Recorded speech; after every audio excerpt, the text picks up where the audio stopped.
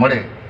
ગરમી બહુ જ પડી રહી છે, વરસાદ પડે ને વરસાદમાં પ્રિયજન ભીંજાતા મળે.